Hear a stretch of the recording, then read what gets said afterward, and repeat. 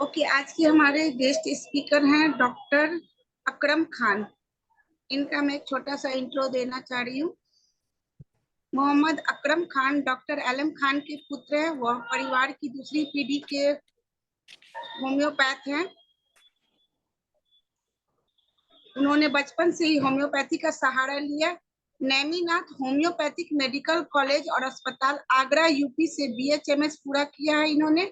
Doctor LM Khan sir के मार्गदर्शन में पिछले 8 वर्षों से उनके नैदानिक अनुभव में होम्योपैथिक संवैधानिक उपचार द्वारा मूत्र संबंधी शिकायतों और महिला विकार पर पिछले 1 वर्षों से स्वयं की वेबिनार कक्षाएं कर रहे हैं। ये इनका आज का विषय है एलएम खान के साथ मेरा अनुभव।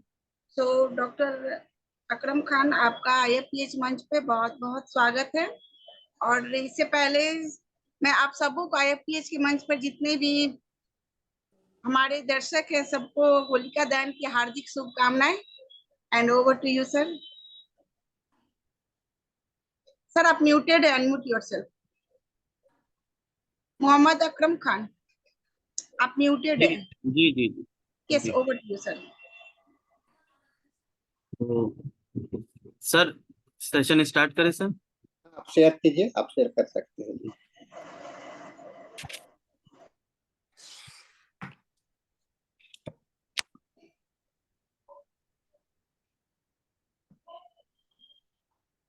तो first my thanks to Sahani sir and who invite me here, and I'm very junior and still sir called me and say कि आपने एक बार सेशन कहा है, दोबारा आप कब कहोगे। तो मैंने कहा सर आपका जब हुक्म हो।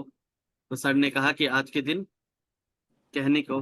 तो मैं बहुत बहुत आभारी हूँ and very thanks to sir कि आपने मुझे इतने छोटे जूनियर को इस लायक समझा कि इतने बड़े आपका जो वेबिनार का प्लेटफॉर्म है इंटरनेशनल होम्योपैथिक फाउंडेशन, उसमें मैं कुछ अपनी या अपने फादर के केसेस को शेयर कर सकूं लोगों के साथ। तो फर्स्ट माय थैंक्स टू सानी सर।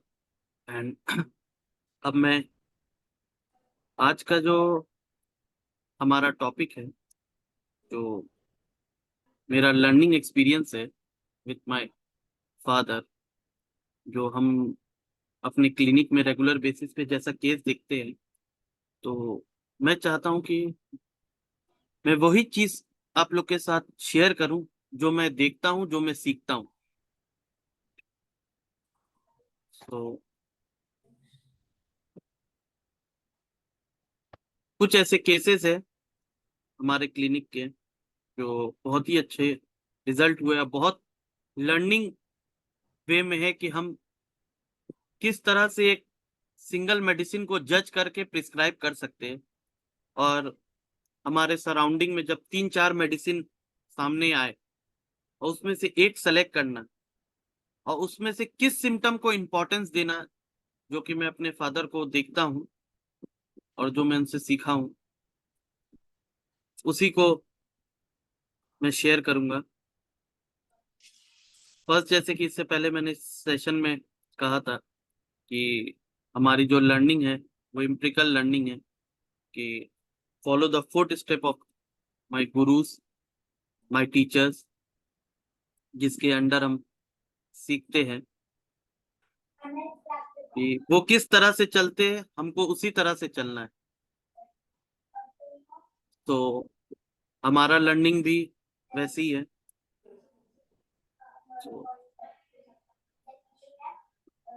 हम सीधा एक केस से स्टार्ट करते। ये एक केस है मेरे पेशेंट का। वो गया में रहते और हमारे जानने वाले हैं। तो वो आई तो बता रही थी कि उनके बच्चे का जो है ग्रोथ, यानी कि आइदर वेट एंड एपेटाइट वैसा नहीं है एक नॉर्मल बच्चे के अंदर जो होना चाहिए, 7-8 साल 10 साल के बच्चे के अंदर जैसा एपेटाइट और ग्रोथ जैसा होना चाहिए, वैसा नहीं है। और दूसरी जो बात है, बहुत जल्दी इसको एक टेंडेंसी है, एक कमी है कि इसको मौसम बदलते ही सर्दी खांसी की इसको भाप लग जाती है, शुरू हो जाती है सर्दी खांसी तकलीफ। जरा सा मौसम बदलता है, चाहे आइदर वो गर्म से ठंडा हो, ठंडा से गर्म हो, गर्म से बरसात हो, ऐसे मौसम में इसकी बहुत तकलीफ बढ़ जाती है, सांस फूलने की दिक्कत आती है, और जल्दी जल्दी ठंडा लगने की क्षमता है। ये शिकायत रेगुलर बेसिस पे इसकी रहती है। बहुत जगह उन्होंने एलोपैथिक वगैरह सब में इलाज कराया, कोई बहुत ज्यादा रिजल्ट नहीं है। एंटी एलर्जिक मेडिसिन दे दिया जाता है, या फिर कोई इनहेलर टाइप की वैसी मेडिसिन उन्हें दी जाती है, लेकिन कोई खास से इफेक्टिव रिजल्ट नहीं। तो वो मेरे पास आई, तो जब हमने केस टेकिंग किया तो कुछ ऐसे मार्क, एक ऐसी पिलर जो सामने आके इतना बिल्डअप हो गई कि उस पर्सन की पिलर बन के वो मेडिसिन खड़ी हो गई। जैसे कि हमने केस टेकिंग किया, उसमें पता चला इस बच्चे का जो ग्रोथ और वेट बढ़ रहा नहीं है। दूसरा, सर्दी खांसी लगने की इसकी क्षमता बहुत जल्दी है, और इस दौरान में जब सर्दी खांसी लगती है तो उसमें उसकी सांस फूलती है, सांस की दिक्कत शुरू हो जाती है, और भूख बिल्कुल भी नहीं है। तो जब हमने केस टेकिंग किया, जब हमने उसकी फैमिली हिस्ट्री देखी, तो उसमें family strong background of tuberculosis, जैसे कि उसके फादर को ट्यूबरकुलोसिस, उसकी आंट को, खाला को ट्यूबरकुलोसिस, उनकी मदर को ट्यूबरकुलोसिस। ये इतना स्ट्रॉन्ग एक डिजीज जो फैमिली जेनेटिकली पास हुआ है कि बच्चे के अंदर टीबी नहीं है, लेकिन इंसिपिएंट या सिक्यूला उसके अंदर ऐसा बैठा हुआ कि उसके अंदर TB like symptom, like easily सर्दी खांसी ठंडा लगने की तकलीफ उसके अंदर है। तो उससे वो जूझ रहा है regular basis. A family history background tuberculosis. उसमें फिर हमने देखा कि बच्चे के अंदर भूख नहीं है, और खाने में मीठा की बहुत शौक, एंड स्वेटिंग जो होता है उसे, उस बच्चे को कवर्ड पार्ट में और पीठ में सबसे ज्यादा पसीना होता है, और हार्ट पेशेंट। सो और कहीं कहीं सर्वाइकल लिम्फ नोड का थोड़ा स्वेलिंग है, सॉफ्ट एंड मूवेबल, जो इनसिग्निफिकेंट है, कोई ऐसी ये नहीं। आई प्रिस्क्राइब बेसिलाइनम LM1, TDS, BDOD, पहले 10 दिन 3 टाइम, फिर दूसरे 10 दिन 2 टाइम, फिर तीसरे 10 दिन 1 टाइम में मैंने दिया, और 1 महीना को उसी को कंटिन्यू करते रहने को कहा। एंड फॉलो अप, ये 2 बार जब मैंने मेडिसिन दी तो पेशेंट जनरल बहुत ठीक हो गया। तो 5-6 महीने तक ऐसे ठंडे के वेदर में, नवंबर में उन्होंने लास्ट दिखाया, फिर दिसंबर तक आराम था। दिसंबर से मई तक उसकी मदर ने मुझे दिखाया नहीं, उसे लगा कि बच्चे का प्रॉब्लम सारा ठीक हो गया, अभी से दवा देने की कोई जरूरत नहीं।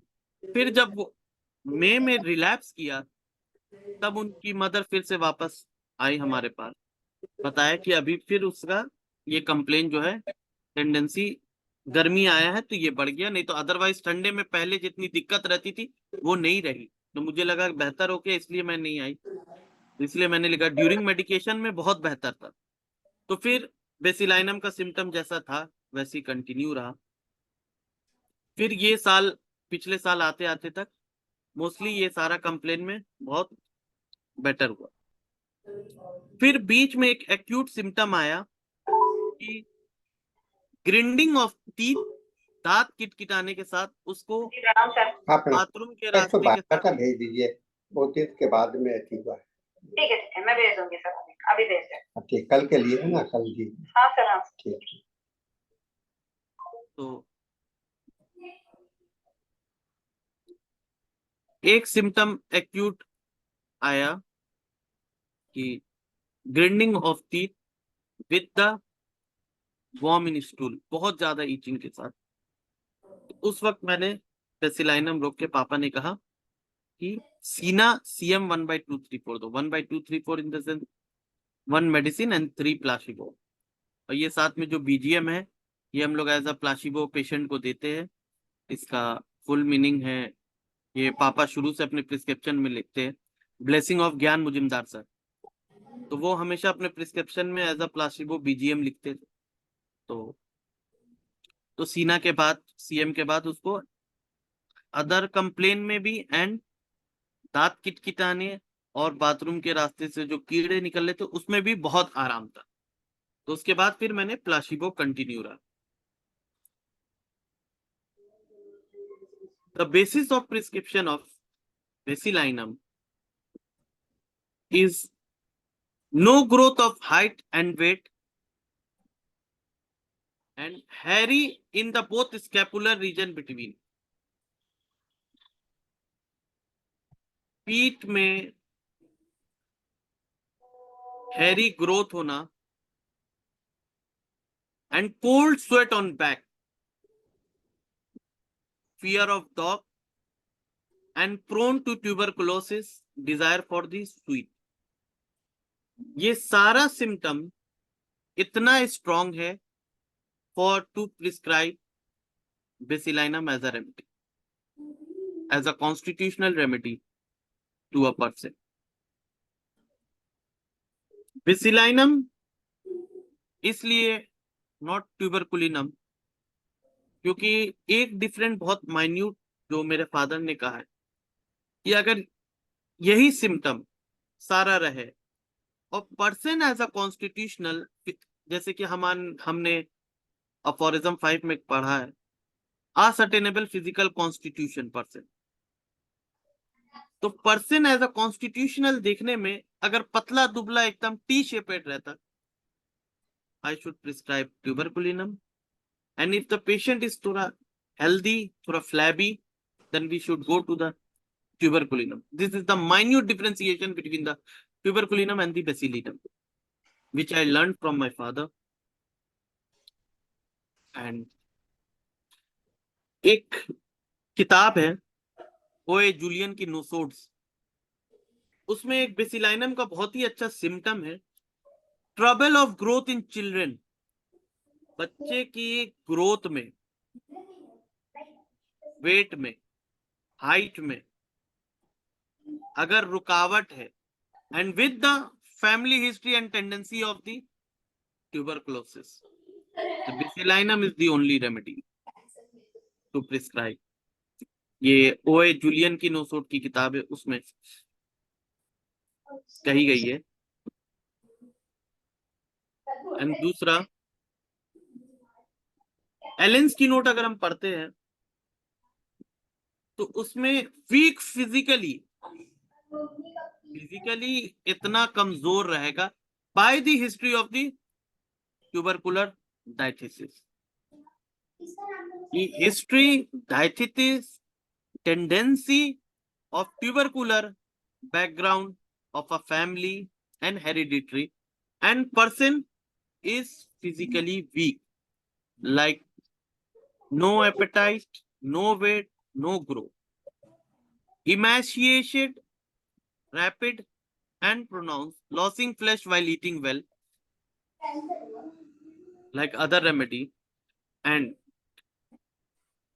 एक सिम्टम है एलेंस की नोट में जो हम लोग मोस्टली मार्क करते हैं जब VS to cold tendency person आता है, लाइक किसी को अगर साइनोसाइटिस होता है या फिर other whatever may be the pathology, if he or she has a tendency to take cold easily without knowing how and where, ठंडा लग जाने की क्षमता इतनी आसान है कि उसको समझ में भी नहीं आएगा किस कितना माइन्यूट वजह से मुझे ठंडा लगा है,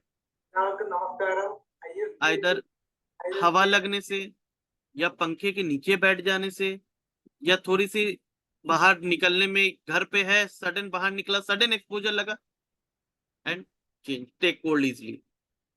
तो ये एहसास करना, ये समझना भी इतना मुश्किल हो जाएगा कि इतना इजली ठंडा कैसे लग गया। एवरी टाइम ही takes breath of fresh air, तो इतना इजी सब्स्टिबिलिटी रहेगा ठंडा लग जाने की। That's the medicine tuberculinum and bacillinum, easily affected by the colds, even don't know कहां से आया, कहां से लगी है। दूसरा, slightly mental exertion cause headache,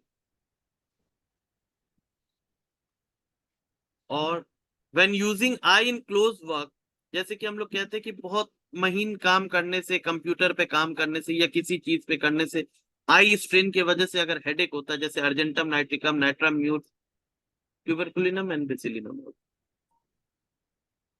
अगर सारी इंडिकेटेड रेमेडी अगर फेल करती है, अगर किसी को हेडेक होता है by due to any mental exertion और कंप्यूटर वर्क या स्लाइटली क्लोज वर्क, आंख का बहुत तेज काम देने से, सब मेडिसिन, अगर बहुत सी मेडिसिन अगर कॉन्स्टिट्यूशनली फेल्ड करती है, if the family history is the tubercular history and diathesis of the family history, never forget to prescribe tuberculinum और bacillinum if the symptom persist.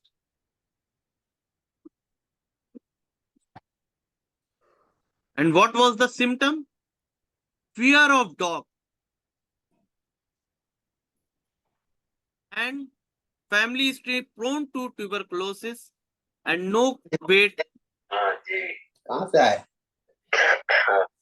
no weight and growth कहाँ of से a आए? birth child, खांसी सब हो गया है। अच्छा, child, and cold sweating in the back, in the scapular region or the back, ऐसा ठंडा सनसनाहट स्वेटिंग रहेगा कि अगर पसीना आ जाए, अगर पंखे के नीचे बैठे तो उसको ठंडा सनसनाहट सेंसेशन फील होगा। And Harry growth in the scapular region, desire for the sweet and the chicken, and family history background of the tuberculosis, and the person have a tendency to catch easily cold and very susceptibility to cold. Never forget to prescribe a remedy, tuberculinum or bacilli. And this is the symptom, and the fear of dog, sweat on back, cold perspiration, tuberculinum, bacillinum. Like the person have a tendency of fear of dog, कुत्ते से इतना डर लगेगा कि कुत्ते के आसपास जाना भी उसको फियर डेवलप कर देगा। और साथ में सर्दी खांसी की अगर tendency, and family history background of the tuberculosis, like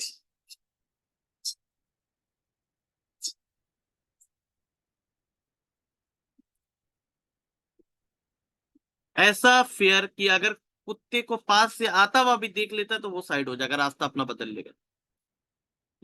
ऐसा tendency and fearness of the dog, उसकी जैसे नजर पड़ी उसका डर वो शुरू हो गया।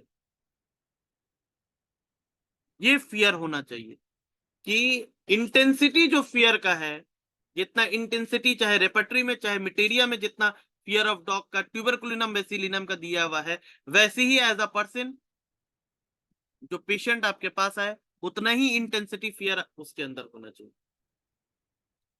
बहुत से पेशेंट जो होते हैं वो एक्सेप्ट ही नहीं करते कि हाँ हमें डर लगता है, वो बोलेंगे मैं नहीं डरता हूं। लेकिन अगर आप क्वेश्चनिंग करें कि अगर आप रात में अकेले आते हैं, अगर 3-4 कुत्ता है, तो आप उस रास्ते से आ जाइएगा या रास्ता बदल लीजिएगा, तो वो कहेंगे नहीं मैं रास्ता बदल। तो ये फियरनेस अगर किसी के अंदर अगर है तो, और family history and the background of the tuberculosis, never forget to prescribe tuberculinum और बेसिलिनम।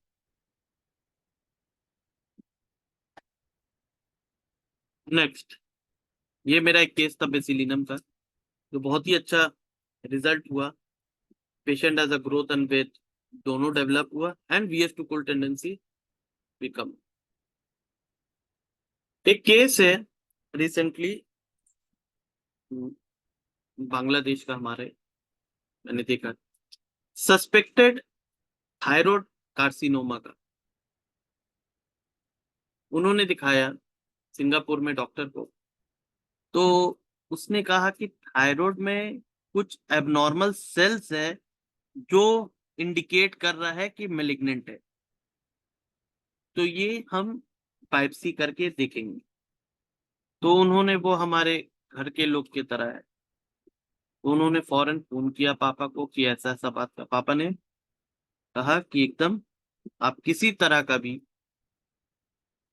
आप बायोप्सी नहीं करवाइए, आप आ जाइए, मैं दवा देता हूँ। तो वो आ गई, लेकिन वो कुछ सेल्स जो थी वो इंडिकेट कर रही थी एज अ सिटी स्कैन वगैरह जो उनका किया गया, उसमें सस्पेक्टेड बताया कि थायराइड कार्सिनोमा कैंसरस सेल है, 80-90% वही है। तो हमने सारा केस टेकिंग वगैरह ये सारा किया, हमने बहुत टाइम देके हमने देखा। ये रिपोर्ट था, उनका TSH बहुत बढ़ा हुआ था, 7 के करीब था। और उनकी जो ये थी, क्या बोलते हैं, दिक्कत, थायराइड का जो उनका FNAC हुआ, उसमें ये चीज बताया गया है कि सस्पेक्टेड कार्सिनोमा टाइप का है, इनलार्जमेंट इरेगुलरिटी वगैरह ये सब। और ये आफ्टर मेडिसिन जो रिजल्ट रहा, TSH इन नॉर्मल, और उसमें बता दिया गया कि जो सस्पिशियस हम लोग कर रहे थे कि जो कार्सिनोमा है, वो सेल जितना था, सॉरी, सेल जितना था वो इतना और कम हो गया, इतना माइन्यूट हो गया कि हम बायोप्सी भी अब नहीं कर सकते उस सेल में। और ये सेल जब अगर कम हो गया है तो इसका मतलब है कि ये कार्सिनोमा नहीं है। तो उसने वो वहां पे बताया है कि थायरोडाइटिस है, माइल्ड पेरेन्काइमल, उसमें कुछ चेंजेस है, उसमें झिल्ली पड़ गया है थायराइड में, और कुछ ऐसा नहीं है। और थोड़ा सा राइट साइडेड भी लोग में टाइनी बिनाइन सिस्ट के करीब है, बिनाइन का कुछ ऐसा नहीं। तो आफ्टर दी मेडिसिन 3 महीने में ऐसी मेडिसिन दी गई कि उसका जो 80-90% जो सस्पेक्टेड कार्सिनोमा जो जज किया जा रहा था, वो अब इतना कम हो गया सेल कि वो बायोप्सी भी नहीं कर सकता, इतना कम सेल है। बोले सेल भी उतना होना चाहिए कि बायोप्सी करने के लिए, कि अगर हम बायोप्सी करें तो उसमें पता चले कि ये मेलिग्नेंसी है या नॉन मेलिग्नेंसी है। तो उसने बोला कि अब मेरे पास ऑप्शन ही नहीं है कि मैं इसको बायोप्सी करूं। तो आप कुछ नहीं, जो आप आपका ट्रीटमेंट वो बताएं कि हमारे अंकल है, वो होम्योपैथिक मेरा ट्रीटमेंट चल रहा है, तो वो कहीं सिंगापुर में डॉक्टर कह रही है कि आप वही ट्रीटमेंट कराइए, अभी फर्दर हम कुछ नहीं कर सकते इस पे। आपका थायराइड भी जो है, जो बढ़ रहा था, वो भी नॉर्मल में आ गया। तो after a long case taking,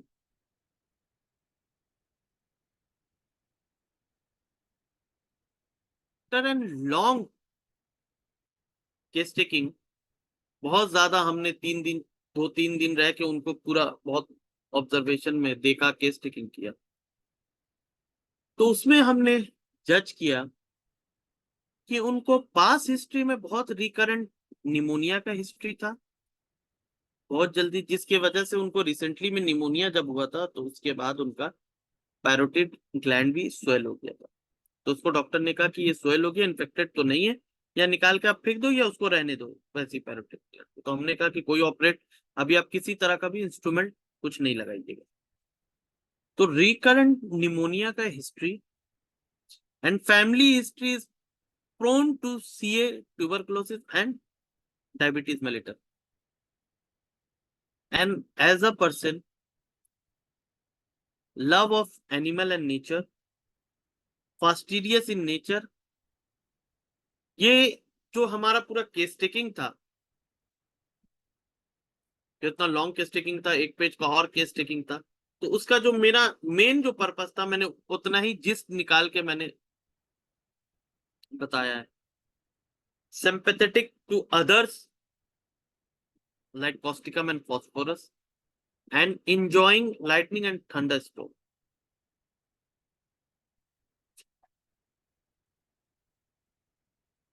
Prescribe carcinosin mix 212 dose. Carcinosin एक नोसोड्स है जो कि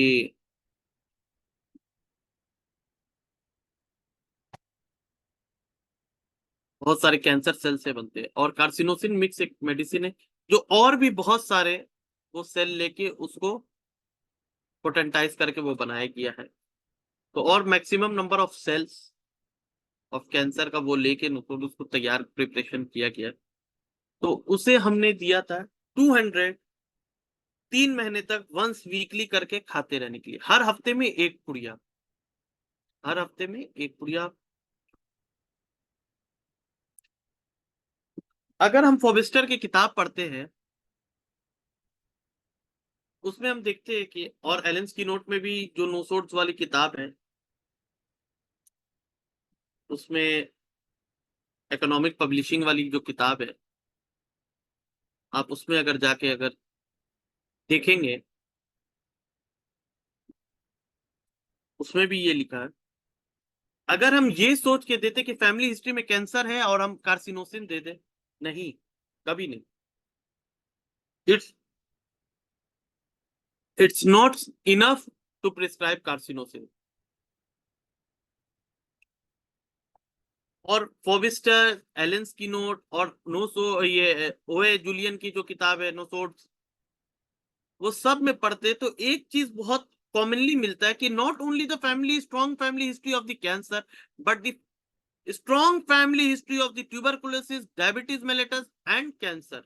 अगर ये सारा मिक्सअप होके, फैमिली में बहुत ज्यादा प्रोमिनेंट कैंसर भी है, फैमिली में बहुत ज्यादा प्रोमिनेंट ट्यूबरकुलोसिस भी है, फैमिली में बहुत ज्यादा प्रोमिनेंट डायबिटीज है, ये सब का जिस होके सबका मिक्सचर अगर बहुत स्ट्रांगली बैकग्राउंड अगर आता है, then the person having the tendency to inflammatory illness like whooping cough and the pneumonia.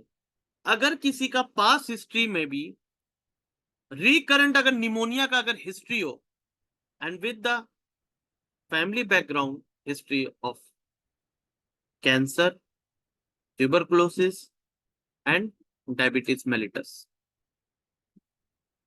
ये अगर दिया जाता है, अगर होता है तो, लेकिन साथ में ये एक strong background family history and the past history with the concomitant symptom of sympathetic to others and enjoying the lightning of thunderstorm. बिजली कड़कता है, बादल गरजता है, जैसा फास्फोरस डरता है, उसी का opposite sepia and carcinosin enjoy करेगा। उसको जितना बिजली चमकेगा उसको उतना खुशी मिलेगा, उतना अच्छा एंजॉय करेगा। Person as a constitution, family history and background of tuberculosis, cancer and diabetes prone, and the past history of the patient of recurrent pneumonia. And one symptom which I added here, which I learned from my father, कि अगर किसी का recurrent operation या instrumental use अगर किसी का होता रहे 3 से 4 बार अगर होता रहे, देन एक कॉन्कोमिटेंट सिम्टम के साथ प्रिस्क्राइब कार्सिनोसिन। और उनका भी कुछ हिस्ट्री था, ड्यू टू अबॉर्शन का हिस्ट्री था, कुछ ये था कॉन्ट्रासेप्टिक वो इंस्ट्रूमेंट यूज करती थी, तो उसमें रिकरेंट वो ऑपरेट करना पड़ता था, निकालना पड़ता था, इंस्ट्रूमेंटल यूज बहुत बार हुआ। तो ये सारा एंड फास्टिडियस इन नेचर, तो ये सारा एक स्ट्रॉन्ग सिम्टम लेके हमने कार्सिनोसिन मिक्स प्रिस्क्राइब किया था। ये एक सिम्टम। एंड 200 जैसे कि फोबिस्टर की किताब में है लिखा हुआ कि 200 पोटेंसी उन्होंने खुद अपने एक्सपीरियंस में किया है कि सबसे best potency for use of the carcinosin. And इसी के ऑपोजिट एलेंस की नोट अगर हम पढ़ते हैं तो उसमें कहा जाता है कि अगर कोई पेशेंट के ऊपर, अगर आपको सस्पेक्टेड है कि कार्सिनोमा डेवलप हो रहा है या कैंसर का कोई डिजीज डेवलप हो रहा, should not be prescribed carcinosin, but still we gave carcinosin if symptom is persist. क्यों हम कार्सिनोसिन प्रिस्क्राइब किया जबकि इतना स्ट्रांगली कहा जाता है कि एलेंस की नोट में कि प्रोबेबली अनसेफ है पेशेंट पे कार्सिनोसिन देने? First reason, the strong symptom of the carcinosin, which is very prominent to prescribe as a constitution of carcinosin, family history and background of carcinoma, tuberculosis and diabetes, recurrent history and past history of the pneumonia, fastidious in nature, sympathetic to others, enjoying lightning, and if we learn organon aphorism 3, Hahnemann says, if the physician clearly perceive, क्या perceive करना है clearly हमको, to cure in the disease in the patient में, that is to say, यही तो मैं कहना चाहता हूं कि individual of the case of the disease, knowledge of the disease आपको होने के बाद indication, if the patient have the indication of carcinosin, cancer suspected है या कैंसर हो चुका है या कैंसर नहीं है, वी शुड प्रिस्क्राइब कार्सिनोसिन। और उसके बाद भी कहा जाता है कि अगर आपको सब चीज डोजेस सारा चीज पता, इंडिकेशन, इंडिकेशन अगर है तो आप इससे हट के प्रिस्क्राइब नहीं कर सकते। नॉलेज ऑफ द डिजीज आपको रखना है और क्या इंडिकेशन उसमें जज करना है। ये जो सिम्टम है पेशेंट का, ये कैंसर एज अ डिजीज में ये कोई भी सिम्टम उससे रिलेट नहीं करता है। अगर पर्सन सिंपैथेटिक टू अदर है, ये कैंसर का तो सिम्टम नहीं है, तो नॉलेज ऑफ द डिजीज आपको रखना है and what is the indication, this symptom is away from the disease known as indication. बहुत निमोनिया पास्ट में हुआ है, नॉलेज ऑफ द डिजीज से कोई मतलब ही नहीं बनता, कैंसर से उसका कोई रिलेशन नहीं। पास्ट हिस्ट्री में रिकरेंट, फैमिली हिस्ट्री में ये tendency, love of animal and nature, fastidious in nature, ये कैंसर का सिम्टम ही नहीं है। This is the indication of a medicine which is very prominent and very pillar symptom. We should prescribe carcinosin for the carcinosin. Patient as a carcinosin, suspected as a cancer, thyroid, with the past history of the pneumonia recurrent, family history, tuberculosis, diabetes mellitus, and CA, sympathetic to other, enjoying lightning and thunderstorm. And this is the changes. TSH में भी changes, और ये जो cell में जो पाया जा रहा था कि जो बोल रहा था कि बहुत इरेगुलरिटी है, कैरेक्टराइजेशन है कि जिसके अंदर सस्पेक्टेड है लेफ्ट साइड थायराइड में कि ये CA, एंड आफ्टर दैट वो बता दिए कि ये पेरेन्काइमल कुछ प्रॉब्लम थायरोइडाइटिस में हुआ हुआ है, इतना भी सेल नहीं है कि उसको बायोप्सी करके कैंसर में हम उसको बता सके। तो ये changes after the 3 month of treatment, only once weekly carcinosin mix 201 doses, हर हफ्ते में एक एक पुड़िया, एक एक डोज कार्सिनोसिन का, and change the totally the result. If the suspected, if the indication is there, whatever may be the disease, no matter, we prescribe carcinosin. So ये केस था carcinosin as a person which have a history of the suspected thyroid carcinoma. ये case है recently एक ही follow up का है, तो उस symptom जो इसका इतना स्ट्रांग है वो मैं डिस्कस करना चाहता हूँ। एक पेशेंट है, 11 साल का बच्चा है, गैस्ट्रिक माइग्रेन का उसको कंप्लेन है। बहुत देर अगर खाली पेट अगर रह जाता तो उसके सर में दर्द हो जाता है, ज्यादा देरी भूखा रहने से उसके सर में दर्द होता है और बहुत सीवियर हेडेक होता है। लेकिन बच्चा थिन एंड इमैशिएटेड है और खाने का बहुत शौकीन। मैंने जब उसके मदर से कहा कि बस इस बच्चे का सबसे पहला जो मैनेजमेंट होगा, मेंटेनिंग फैक्टर जो है, उसको आपको जो मेंटेन करना है, जो इसके तकलीफ को ट्रिगर नहीं करे, इसको भूखा नहीं रखना, इसको खाली पेट नहीं रखना। हर 1 घंटे पे, 1.5 घंटे पे, 2 घंटे के अंदर कुछ ना कुछ थोड़ा एपेटाइट थोड़े थोड़े देर में आप उसको देते रहिए। या आप चिकन फ्राई करके दीजिए, या उसको आप ब्रेड दीजिए, या फिर आप उसको रोटी दीजिए, या उसको चावल दीजिए। हर थोड़े थोड़े देर में उसको कुछ खाते रहने दीजिए। तो उसका फ्रंटल रीजन जो रहता था बहुत भारी रहता था और तकलीफ को अंधेरे में उसको आराम मिलता था। And VS to cold tendency उसको भी था, बहुत जल्दी सर्दी खांसी लग जाती। भूख लगती थी, बर्दाश्त नहीं होती। खाने में बहुत ज्यादा नमकीन और घी की चीज उसे पसंद थी। पानी का प्यास बहुत कम था, थोड़ा पीता था बहुत देर में। हॉट पेशेंट, धूप जरा सा भी उसको बर्दाश्त। धूप से अगर आता था, सनलाइट में अगर स्कूल से अगर आता था तो उसकी सर में बहुत सीवियर दर्द उठ जाता। Headache specially in the empty stomach, good but weight is not increase.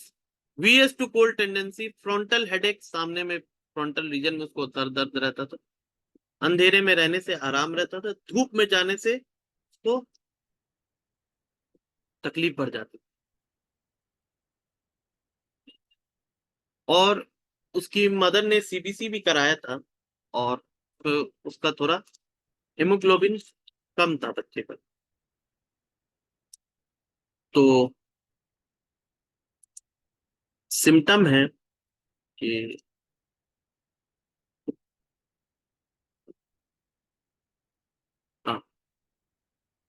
eating well while losing flesh, aggravate sunlighted, desire salty, laughing cause weeping, aggravation consolation, easily prone to grief.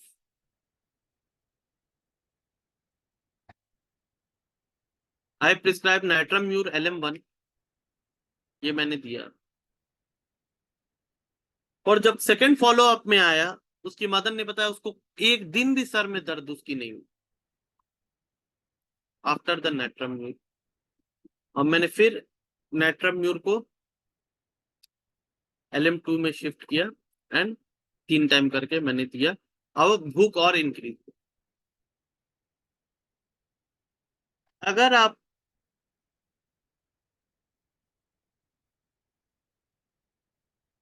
एलेंस की note अगर देखते हैं नेट्राम्यूर का, तो उसमें पहला line है for the anaemic and cachectic person.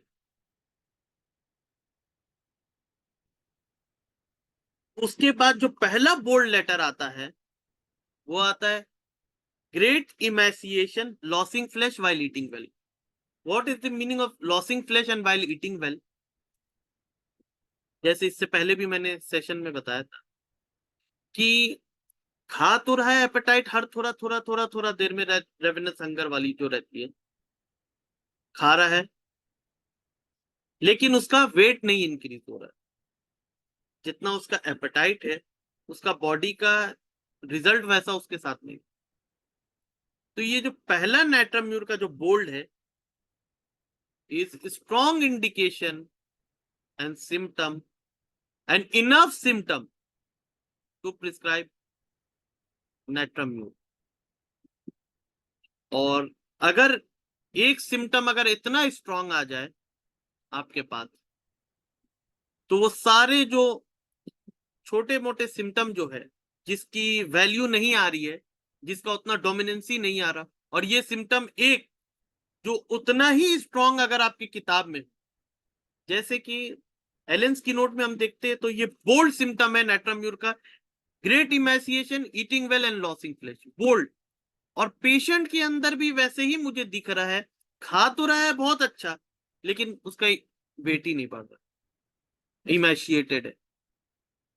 तो वो इंटेंसिटी जो मटेरिया मेडिका में है और जो सिमिलर पेशेंट में, तो ये सिमिलैरिटी को म्यूचुअल करके and one concomitant symptom is enough for me that the aggravated sunlight, धूप बर्दाश्त नहीं होना and desire for the salty things and many other symptom. एक छोटे बच्चे में, 11 साल 12 साल के बच्चे में एक सिम्टम जो डेवलप है कि वो जब गुस्सा हो जाता है, जब उसको बात बुरी लगती है, कोई जाता है समझाने तो उसको और गुस्सा आ जाता है, उसको कॉन्सोलेशन पसंद नहीं। ये अगर एक एजेड आदमी में हो या एक एडल्ट आदमी में हो तो ये सिम्टम उतना कंसीडर नहीं करेंगे कि हाँ मिजाज के ऊपर या ऐसा, लेकिन एक बच्चे के अंदर इतना डेवलप हो गया तो सोचिए इस सिम्टम का इंटेंसिटी कितना हाई हो गया कि एक छोटे बच्चे के अंदर कॉन्सोलेशन जो है एग्रेवेट हो रहा है and easily prone to grief. वो बच्चा खुद से कह रहा है कि कोई भी अगर मुझे थोड़ा बहुत कुछ ऐसी बात बोलता है तो मुझे दुख हो जाता है। ये बच्चे की मैंने पूछा भी नहीं, ये सिम्टम मेरे लिए 2 सिम्टम इनफ था to prescribe natrum mur, eating well and losing flesh and aggravated sunlight and desire for the salt, enough है मेरे लिए प्रिस्क्राइब करने की। क्योंकि वो इंटेंसिटी जो है किताब में, जो अगर आप हेडेक का सिम्टम भी अगर देखते हैं तो एग्रेवेटेड बाय सनलाइट अगर नाइट्राम्यूर में दिखता है and eating well and losing flash, enough है प्रिस्क्राइब के लिए। लेकिन जब बच्चा खुद से बोलता है कि मेरी मदर, मेरे फादर, कोई भी हमको कुछ भी थोड़ा सा भी कुछ ऐसा खराब बात बोल देता है या खराब वर्डिंग यूज कर देता है या मेरे ऊपर हमको दुख लग जाता है, वो मेरे दिल में रहता है, मैं भूल नहीं पाता हूँ। तो उसी बात पे मैंने पूछा था कि अगर आपको उस वक्त अगर गुस्सा हो, कोई कंसोल समझाने आए कि अगर मेरा बेटा है कोई ऐसी बात नहीं बताओ, तो बोला हमको और गुस्सा आता उसको। जब मैं थोड़ा ठीक हो जाऊं तब फिर कंसोलेशन के लिए मुझे कोई ऐसा प्रॉब्लम नहीं, लेकिन उसी वक्त मुझसे टॉलरेट नहीं हो। And this symptom is enough for the natrum mur. तो नाइट्राम्यूर से after the second prescription, no headache and appetite increase more and sleep good. Then again, और अभी भी जो मैंने ये मेडिसिन प्रिस्क्राइब किया और अभी भी फोन आया था मदर का, ये दवा ऐसी चल रहा है एंड उसको अभी तक कोई ऐसा हेडेक वगैरह नहीं हुआ, बस वो भूख का और जिद कर रहा है। तो मैंने कहा कि उसको रोके मत, जो मांग रहा है आप उसको खाने को दो। और अभी अगर ये मामला अगर निकल जाएगा ठीक, तो फिर इसको और मेडिसिन की 2-3 महीने के बाद और कोई जरूरत ही नहीं पड़ेगी मेडिसिन की। तो ये एक केस था हेडेक का, गैस्ट्रिक माइग्रेन का, जिसे मैंने नाइट्राम्यूर दिया, उससे बहुत अच्छा रिजल्ट। और ये केस है, ये लंबा केस है तो इसको हम शॉर्ट में बोलते हैं। सो एक पेशेंट है मेरी, बाहर की है, यहाँ रहती नहीं, इंडिया में, यूएसए में रहती है। तो उसे भी 3 साल पहले निमोनिया हुआ और उससे पहले भी उसको निमोनिया का हिस्ट्री था and since never be well after the pneumonia. जैसे हमने कार्सिनोसिन में पढ़ा है, यही 2 डिफरेंशिएशन आ जाता है कि दोनों में ये सिम्टम है, past history, recurrent pneumonia, since never be well pneumonia. बस दोनों में डिफरेंशिएशन इतना है कि phosphorus, fear of thunderstorm and lightning, and carcinosin enjoy the fear of and thunderstorm of lightning। बस ये इनफ है डिफरेंशिएट करने के लिए carcinosin and the phosphorus for the pneumonia since never be well. And chilly patient, ये सारा complain था, उसको हेडेक था एंड पोस्ट नेजल ड्रिपिंग वगैरह होता था, मैक्सिलरी साइनोसाइटिस का कंप्लेन था। ये सारा चीज उसमें था। पोस्ट नेजल ड्रिपिंग था, ग्रीनिश एक्सपेक्टोरेशन था। पेशेंट जब आपके ऊपर बहुत ज्यादा, अगर उसका बहुत सारा माइक्रोवॉट्स अराउंड द नेक था, अगर पेशेंट आपको बहुत ज्यादा अगर जोर कर देना मेरा माइक्रोवॉट पे अगर देखिए आप टी हिस्ट्री, कुछ एक दो सिम्टम कमजोर करी, जैसे कि मैंने कहा ना कि स्ट्रॉन्ग सिम्टम जब मिलता है आदमी उसको पकड़ना चाहिए, छोटे मोटे सिम्टम को नहीं। तो कुछ मिस्टेक्स हो जाते हैं आदमी, जैसे अफोरिज्म 6 में कहा जाता है अनप्रिजुडिस ऑब्जर्वर। तो आदमी कभी कभी पेशेंट इतना सिम्टम उसको बताता है कि उसको डॉक्टर को प्रिजुडिस कर देता है, मेडिसिन प्रिस्क्राइब करता है। तो मैंने पहले देखा, मुझे दिल था फास्फोरस देने का, लेकिन उन्होंने इतना फोर्स किया कि मैं, अदर सिम्टम थूजा का भी था, फॉलिंग फ्रॉम दी हाइट था, ऐसा था, लेकिन वो स्ट्रॉन्ग नहीं था जितना स्ट्रॉन्ग सिम्टम फास्फोरस का था उनमें। मैंने थूजा दिया था, उसके बाद से थोड़ा कमी हुआ था, कुछ कुछ चीजों में, वॉट्स में थोड़ा कमी आया, ये सब में। टी के बाद फ्लैटुलेंस होता था, उसमें उनको कमी आया, लेकिन सर्दी या हेडेक में उतना चेंजेस नहीं आए। आफ्टर द रीकेस्टेकिंग, जब अच्छा से मैंने फिर से केस्टेकिंग उनसे किया, फोन पे मैंने बात किया, then I prescribe phosphorus LM1 LM2 LM3, 4 महीने का मैंने मेडिसिन दिया उन्हें with placebo. And the symptom is on the basis which prescribe, first the symptom pneumonia since never be well, recurrent history, and fear of thunderstorm and lightning, desire for the cold things since never be well after pneumonia, weak empty gone sensation, longing for cold food and drinks, aggravate during thunderstorm, and amelioration by rubbing and mesmerized।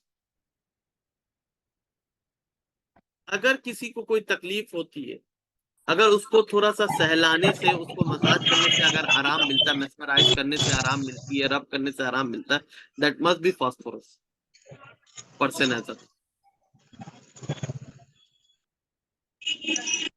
तो desire for the cold water, वहां इतना ठंडा होने के बाद भी उनको ठंडा का डिजायर रहता है।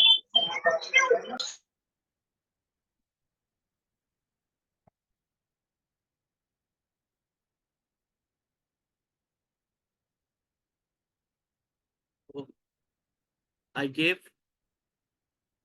फॉस्फोरस LM1 2 3 4, 4 महीना का। इसके बाद का भी प्रिस्क्रिप्शन है वो मैंने दिया नहीं। तो आफ्टर, जब इसके बाद जब फिर उन्होंने रिपोर्टिंग किया मुझे आफ्टर 4 मंथ के बाद, तो उन्होंने कहा कि मुझे थोड़ा बहुत सर दर्द है, अदरवाइज जो मेरा पोस्ट नेजल ड्रिपिंग था, सर्दी का टेंडेंसी था, बहुत जल्दी ठंडा लग जाता, वो सारा चीज मेरा खत्म हो गया। सिर्फ ठंडा का परसिस्टेंस मेरा जो हेडेक का है वो थोड़ा बहुत है, वो भी उस सिवियरिटी में नहीं, सिवियरिटी का में, लेकिन ऑन ऑफ मेरा वो हो जा रहा। तो मैंने फर्दर पोटेंसी बढ़ा के मैंने उन्हें फिर नेक्स्ट जो है मैंने उनको प्रिस्क्राइब किया था phosphorus LM5 and LM6 in the PD में। ये मैंने लास्ट प्रिस्क्राइब किया था उनको, ये 29 फरवरी को मैं उनको दिया हूँ।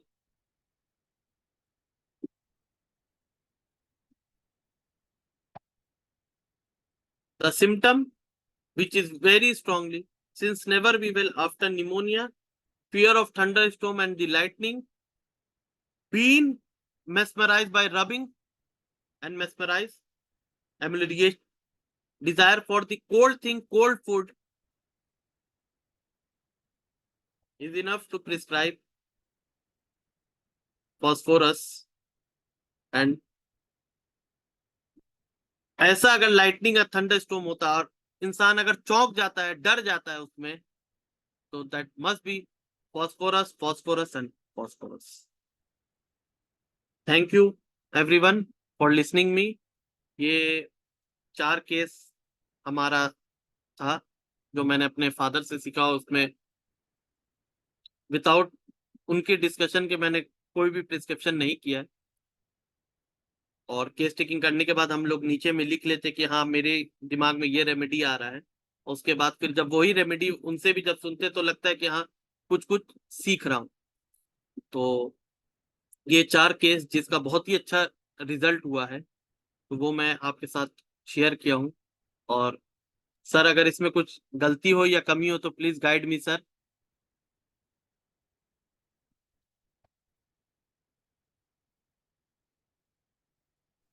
Thank you very much doctor Akram Khan. आपने बहुत ही खूबसूरती से फास्फोरस, ट्यूबरकुलिनम और कार्सिनोसिन को केस के थ्रू एक्सप्लेन किया है। बहुत ही नाइसली आपने एक्सप्लेन किया है। बिल्कुल सही बात है। फास्फोरस के भी जितने सिम्टम्स हैं या कार्सिनोसिन के, ट्यूबरकुलिनम के, आपने ये मतलब बहुत ही अच्छे ढंग से आपने इसे एक्सप्लेन कर दिया है। काइंडली किन्हीं का कोई क्वेश्चन हो तो हैंड रेज करें, बोले। डॉक्टर डॉक्टर अकरम, अब अपना जी जी पीपीटी सर। को हटा दीजिए, अपना ठीक है, आप पीपीटी को लोग जी कर जी लें। जी ओके, बहुत अच्छा आपने बताया। थैंक और थैंक यू। बहुत एक्सप्लेनेशंस का स्टाइल जो है तो बिल्कुल खान साहब के जैसा है।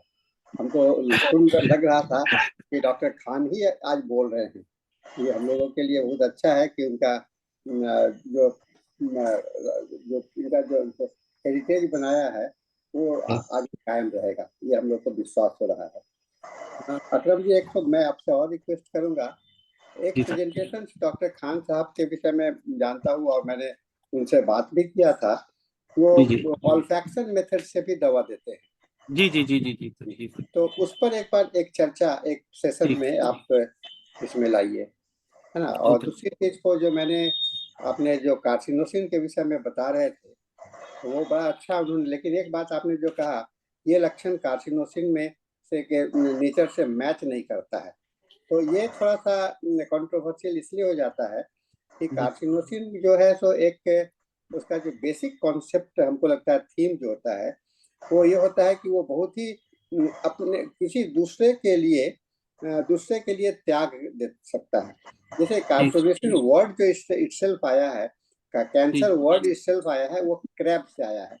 और क्रैब का हिस्ट्री आप अगर जानते हो तो आपको थोड़ा सा लगेगा कि ये बहुत रेलिवेंट है। मैं थोड़ा सा एक कहानी सुनाना चाहता हूँ। ये जी कहानी जी नहीं, ये क्रैब का केकड़े का इतिहास बनाना चाहता हूँ। केकड़े वर्ड से ही कैंसर बना। तो केकड़ा जो होता है, केकड़ा का जो जन्म लेता है तो वो अंडे से जब उसके बच्चे निकलते हैं तो वह बच्चे जो है तो सब उसका पहला भोजन क्या होता है, सबको पता है। तो केकड़ा का बच्चा जो होता है उसको क्या मिलता है खाना, उसको अपनी माँ का मांस मिलता है। उसके बॉडी पर वो चलता है और उसके बॉडी को नोच नोच करके खाता है। तो सेक्रीफाइस, मदर का सेक्रीफाइस ऐसा यूनिक सेक्रीफाइस और किसी एनिमल में नहीं देखने को मिलेगा, किसी भी नहीं मिलेगा। और ये थीम जो है तो ये कैंसर वाले पेशेंट के अंदर में भी देखिएगा, साइलेंट ग्रीफ, ये सफरिंग इसलिए हो जाता है कि वो अपने किसी दूसरे को ये टॉलरेट कष्ट को टॉलरेट नहीं कर पाता है। ये बहुत बड़ा, मैंने जो इसको लोगों को समझाने के लिए वो लोग पूछते हैं कि ऐसा क्यों हो सकता है, तो मैं तो शायद इसलिए होगा, ये जो अंडरस्टैंडिंग, ये जो नेचर है ये कैंसर के बीज में ही है और इसलिए रेलेवेंट सिम्टम्स हो सकता है। मैं समझता हूँ कि ये एक एडिशन हो सकता है। हालांकि मैं सही हूँ कि नहीं सही कह सकता हूँ, मैं नहीं कह सकता हूँ, लेकिन ये एक ऐसा माना जा सकता है। तो सर ये मीन्स कि कार्सिनोसिन के पेशेंट में किसी चीज को त्यागने की क्षमता ज्यादा होती है। हाँ, तो इसलिए आप देखिएगा कि कैंसर में आपको सिंपैथेटिक नेचर बहुत ज्यादा सबसे टॉप में। बहुत। हाँ, देखिए जी टॉप सिंपैथेटिक मेडिसिन में कार्सिनोसिन है, जी जी जी जी। कॉस्टिकम है। कॉस्टिकम को भी बहुत माना जाता है, फास्फोरस को भी माना जाता है। फास्फोरस है। हाँ, तो कई एक दवाई, बहुत सारी दवाइयां हैं, लेकिन इसमें बोल्ड लेटर में आपको ये सब दवाइयां आती हैं।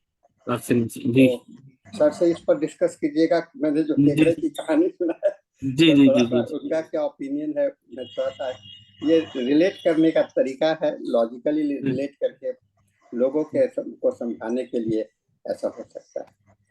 तो अब अगर अंग्रेजी सेशन में भी आप भाग लेना चाहते हैं तो मुझे बता दीजिएगा, मैं इंग्लिश सेशन में वहाँ पर 8 से इस सेशन के बाद में केवल अंग्रेजी सेशन शुरू होता है, तो उसमें जी भी सर। आपको ये केस सभी को पसंद आएगा, क्योंकि मुझे तो बहुत अच्छा लगा।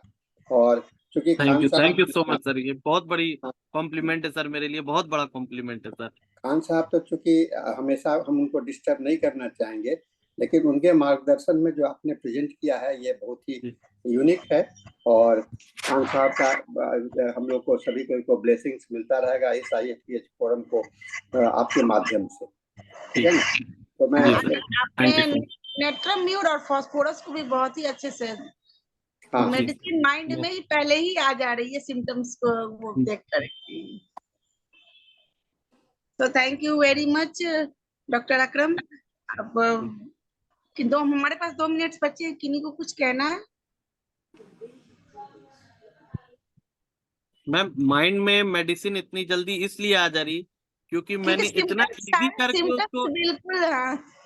मैंने इतना, जब पेशेंट में वही जब निकालने जाओ वो बात, तो वो सर दर्द हो जाती है निकालने में, एक एक बात पूछने में। और वो वही जब आपने इस इजीली करके सिम्टम्स जी को इतने जी जी जी जी प्रेजेंट किया नहीं, इसलिए माइंड जी, में पहले ही वो मेडिसिन तो आ गए। वही सिम्टम है और उसी पे प्रिस्क्राइब होता है, और यस, उससे हट के खाने में नहीं। ये जो आपका तरीका है केस को डिस्क्राइब करने का, बहुत ही जी तरीका अच्छा है, बहुत ही अच्छा है। हमको थैंक यू सर। कोई भी जितने पार्टिसिपेंट इसमें सुने होंगे, सब इसको लगता है कि सबके जहन में बैठ गया होगा, और मैं तो इसको याद रखूंगा हमेशा इस बात को।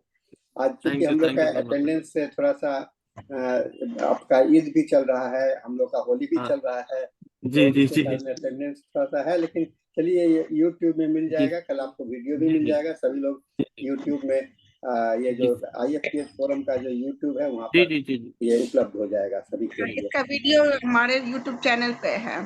सो thank ji. You once again. Thank you sir, thank you sir. ऐसे ही आते रहिए, और अपना सर का, LM खान सर का भी एक्सपीरियंस और अपना एक्सपीरियंस भी इस फोरम पर प्रेजेंट करते रहिए। So thank you once again. अब हमारा Hindi thank you session sir, खत्म हो रहा है थैंक यू सर। और इंग्लिश सेशन स्टार्ट होने जा रहा है। So, अब यह मंच मैं डॉक्टर मनोज को हैंड ओवर कर रही हूँ। Over to you sir. Thank you, Dr. Deepmalan, Guru Sahani sir, and all those who have participated in this session. Good morning, good afternoon, and good evening. Welcome to the 1301st day of continuous and uninterrupted Zoom session of IFPS. Today we have with us Dr. Muhammad Usman Ali as the guest. Before starting the program, let us have a silent prayer for 1 minute.